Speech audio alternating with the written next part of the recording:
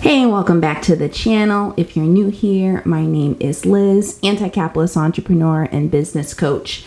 And I just felt inspired to create a video today. It just sparked me on my morning walk. I don't have any notes planned, so this is just going to be just off the cuff.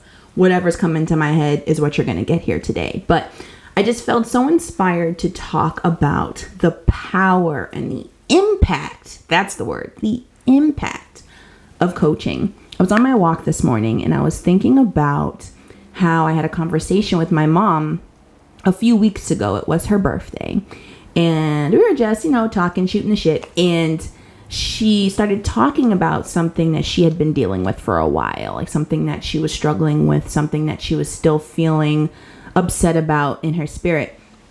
And as she was talking about this issue, which I had been aware of in the past before, I had an idea that came to me, a thought that was, why don't you ask her some probing questions? Now, I do not recommend coaching families, like family members or friends. I do not at all. Not even a little bit. It can get really messy and murky. But in this moment, like something just came to me and said, just ask her a follow-up question.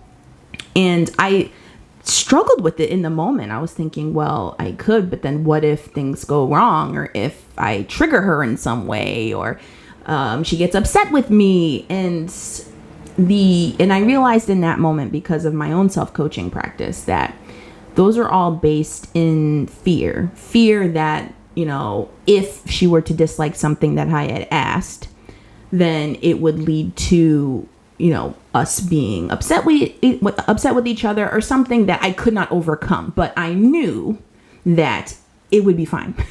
And even if by chance I said something or asked a question that made her feel some type of way, it would be something that we could overcome because we have that relationship and we're not afraid to feel our feelings with each other. So I went ahead and did it. I asked her some deep probing questions. Now that's the thing. The difference between actual coaching and the fake stuff we see out here online from the online business space is that actual impactful coaching is not about preaching at someone. It's not about giving them advice or telling them what to do, right? It's about asking them questions to help them think things through for themselves. It's thought partnership. And I didn't do anything formal because, again, it's my mom. It's not my coaching clients, right?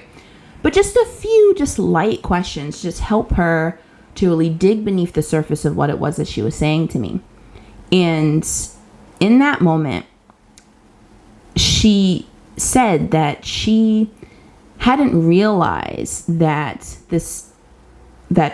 for most of her life, she hadn't realized how much value she had brought. She didn't realize how much amazingness she had created in this world. Like, she had never really stopped to actually connect the dots to give herself that much credit, but from like a deep place, not from like a superficial place of, oh yeah, I did that, I did this, these accolades, that accolades. No, like really seeing, like at her core, the amazingness that she is, and like the things that she has done just by existing on this planet that are beautiful. And in that moment, she started to cry. And she said to me, I had never looked at it that way before. And I was getting, honestly, even thinking about it now is making me tear up a little bit, but it made me start to cry too, because in that moment, I had felt like this was the first time, maybe even in my entire life, that I had truly seen my mom, like truly seen just the amazingness of her. And it's like, when if you're privileged enough to have like a good relationship with your mom, of course you're going to be like, yeah, my mom's amazing. Like, yeah.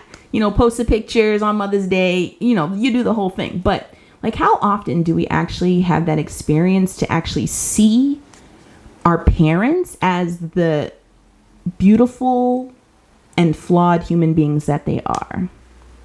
And to really be able to appreciate that. It was an incredible moment. And she jokingly laughed and was like, "Oh, thank you for my birthday present of some therapy and coaching." and we laughed about it. But as I reflect on it, and I was talking to my husband about it afterwards too, and started even like tearing up then and crying, because it really settled in me the impact that just asking just those few questions just had on her and on me, just being able to experience that and just have that experience of a deeper connection with my mom. And it's a beautiful thing. And I was only able to do that because of how much time I have dedicated to developing my coaching skill. It's like, yeah, I did it to grow my business, but then you completely forget about the impact that coaching has on people, on us, where it allows us to change our perspective. It allows us to just like live life on our terms and just be free, and it really moved me. And I say all this to remind you that if you're on your journey, you're growing, whether it's to build a business or do honestly whatever, right? And if you feel called to share your story, to share the milestones, the things that you've hit along the way, but you're hesitant to do it because you think, oh, well, this isn't big enough to share. I mean, I didn't hit 6 figures in 6 months. I didn't, make $1 million. I don't have 100 testimonials of people that worked with me. Like, we can get so caught up in that, especially in this capitalist system where it's all about, money, money, money, money, money. And you see so many people out there online who confidently talk about, their businesses and what it is they're doing and what they're offering, because their confidence is rooted in the money that they have made, even if it has been made by nefarious means. It's like you look at that and you think, well, what do I have to share? Like, what am I really bringing to the table here? I think about all the, business coaches and gurus and all that, or, the business owners who say, oh, I made all this money and I was able to buy my mom a house or buy my mom a car. And you look at those stories and you think, wow, like one day I want to do that for my parents. Like I want to be able to give back to my community in that way. But all that is just stuff. It's literally stuff. Like our money is numbers in a bank account. Just stuff. And when you hear people talking about the things that they regret on their deathbed, the things that they wish they had done more, it's never, oh, I wish I had more stuff to take with me. Because you can't take it with you. But imagine being able to be in a place way before your last days where you're grateful for all the things that you've done. Like you see the beauty in all the things that you've done, and you're able to get to a place where you truly just like love and accept yourself and see the greatness in who you are right now, no matter what you've done or have not done. It's a beautiful thing. And that is the type of stuff that changes the world, not a bunch of not marginalized people becoming billionaires, right? Like we need to stick to the stuff that matters. So that's what was on my spirit to talk to you about today. Let me know your thoughts. I'd love to hear them. Share them in the comments. Feel free to connect with me on Instagram. That's where I'm at most days of the week. The links to get to there are in the description box below. If you're interested in working with me in any capacity, also all the links are down there too. But I wish you well.